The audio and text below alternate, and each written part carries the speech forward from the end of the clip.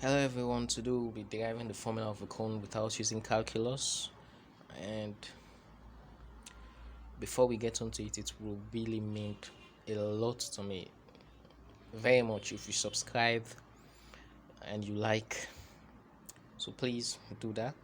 And so let's get onto it. So when I was in high school, so about 4 years ago, I'm a fourth year medical student now. Five years ago, I always wanted to derive a formula of all the shapes we are given. We are given the formulas without the derivations, and I always wanted to derive them.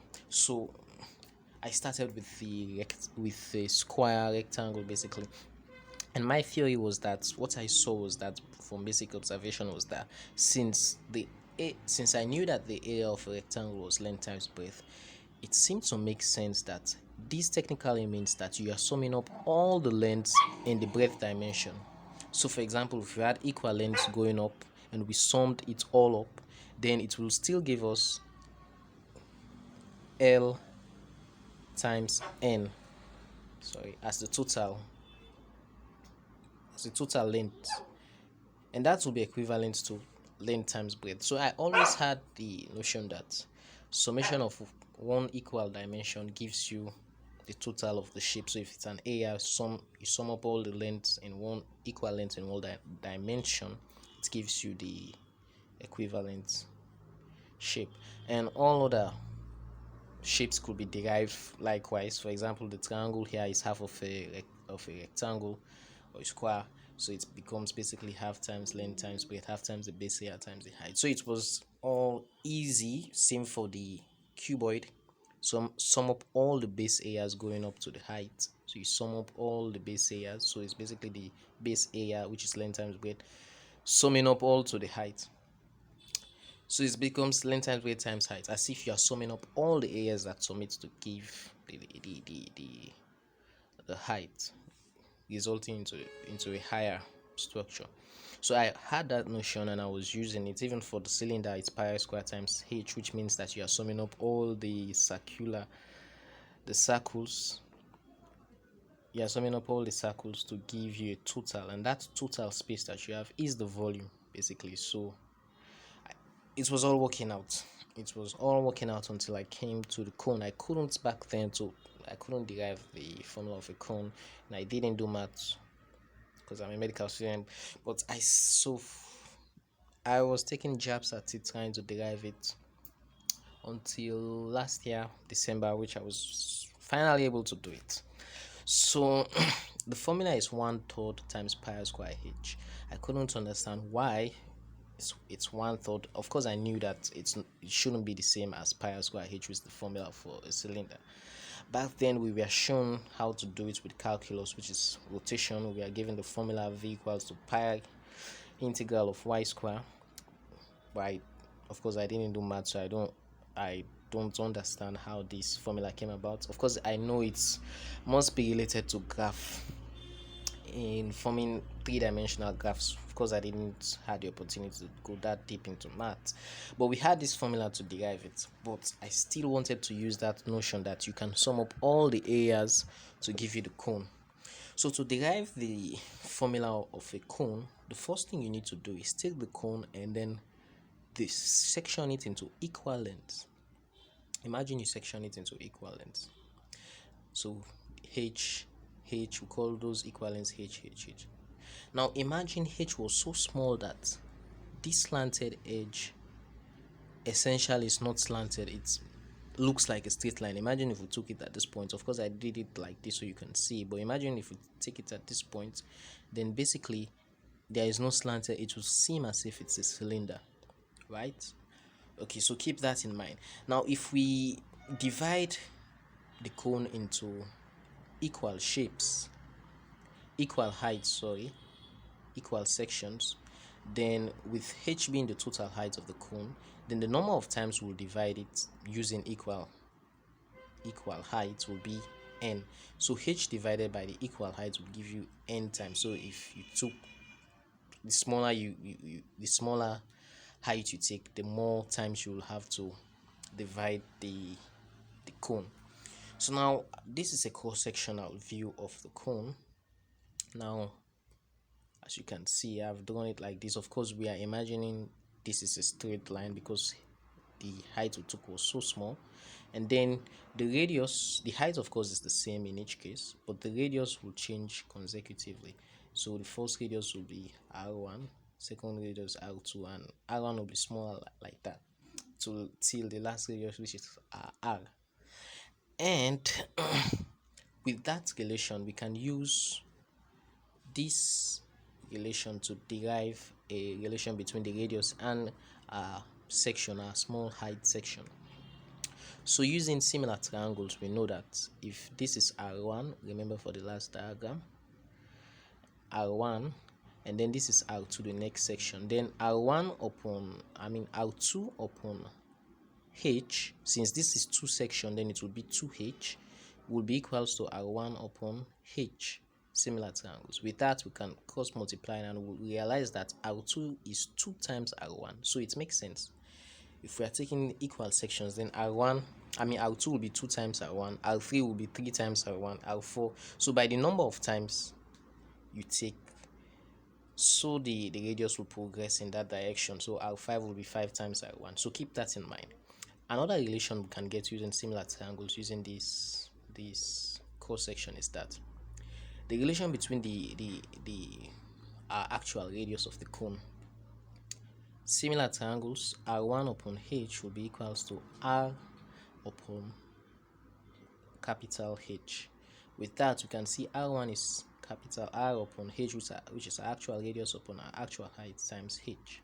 So basically, we have two relations, which is easy to see.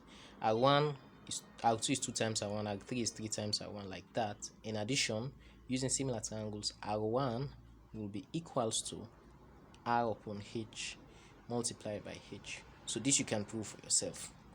So now let's carry on. So now imagine, like we said, we've taken equal height that is so small that the height is essentially a straight line, such that we can call this a cylinder. So this looks like a cylinder. Now if this is a cylinder, then the total volume of the cone will be a sum of each of these cylinders. This one, the sum of this cylinder, the sum of this cylinder, the sum of this cylinder, the sum till n. So therefore our volume will be pi r1 square h. So for the first cylinder, which is small, which the radius is small, the first cylinder basically, and then the next cylinder, pi r2 square h, the volume of a cylinder basically. So it will sum up to n by the number of sections we took. So keep that in mind.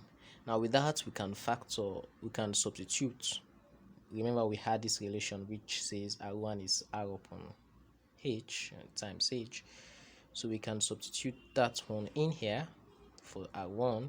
Remember, r2 is 2 times r1. So if r1 is r upon h times h, then r2 will be twice this value. So substituting, it will be 2 times this. And then same for r3, it will be 3 times up to n, like that. So our volume, with that, we can factor out, we can express the square over each one, and then this will become h squared times h, give you h cube.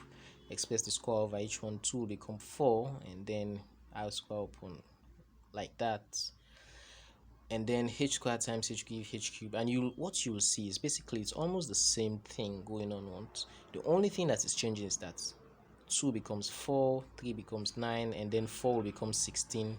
So basically you can factor out the constant terms because everything is constant except for those things changing. And what you see if you factor out this pi r square, which are constants in each terms going, is that you have 1 plus 4 plus 9 going upwards. So basically it's a sum of squares. It's the sum of squares going up to n, the number of times you slice the cone. So it's basically a sum of squares. So therefore we know that the sum of squares, the formula is this. I'll try to show in the next video how this comes about. It's this. So substituting that into the equation, we get this. Now we can multiply this by this, expand the bracket, and then we get n cube upon 3, multiplying this, and then this again multiplied by the whole bracket. Now we know that from starting, we know that the number of times n you take a slice is h upon h. So therefore, substituting n h upon h, it becomes h cube upon small h cube, small letter, lowercase h cube. And so with that, we can cancel h square will cancel two of these, it leaves one h on top, and h cube will cancel h cube, and so you end up with 1 upon 3 pi r square h plus pi r square h into substituting likewise in here like that. But the thing is, if you notice is I paid more attention to this.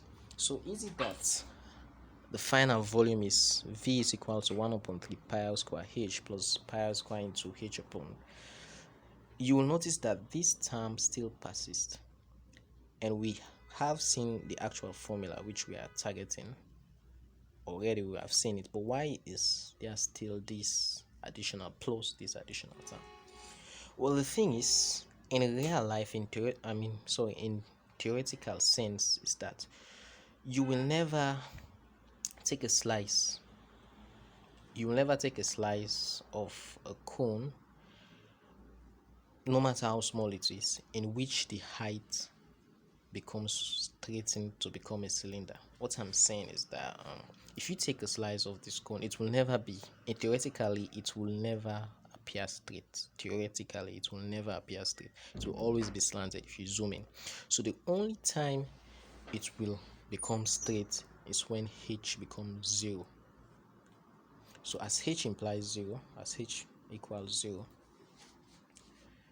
then you will actually have a slice wherein the length is not slanted, because it's basically the same area. It's basically an area, because h equals to 0 implies it's basically an area.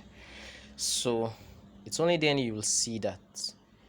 And I think that's the point where theoretical and experimental, if I can say, mathematics are different, because in reality we can in fact have a case where we as humans will observe a slanted edge to be straight based on our perspective, but theoretically you can't get that. So in actual sense, the hard truth is that the formula of a cone will most likely be 1 upon 3 pi r square h plus pi r square h upon 2 plus h square upon 6h. Not in the theoretical sense, in the real form, because it is very likely that in the formation of a cone, from our own human perspective, it's not formed by having this perfectly equal decrease in slanted edge in which you can never get a straight line. Because if you think about the formation of things, the cones, I don't know, things in general, they are formed by layers, by adding layers of subunits. So for example, if I wanted to form let's just say, for example, the cone is made up of stacked up papers, then each thin paper will actually be a perfect cylinder stacked up upon itself to form the cone. What I'm saying is that, take for example this at the end of this book. Now, if I align this so perfectly, you wouldn't notice that. In fact, even now you can't tell that this is formed by stacking up individuals equal heights. I don't know if you get the point. What I'm saying is that a cone can be formed by stacking up individual cylinders, but to our human perspective, we'll see it as a slanted edge, because the cylinder is so small that we can't perceive it as something straight. Based on this, now you think that everything is slanted from start to end, but in fact, this in fact very thin slides of perfectly thick and equal length paper, such that if you stacked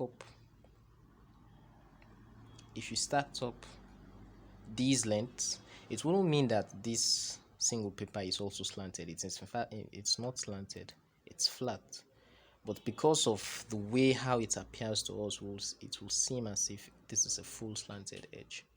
So with that, the theoretical and the realistic parts of mathematics seem to dissociate, because theoretically you can have a very smooth slanted edge which you can never section so small that it becomes a cone, but realistically it is more possible to have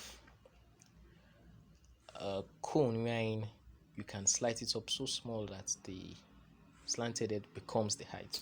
So basically, finally we've proved the formula, and thank you.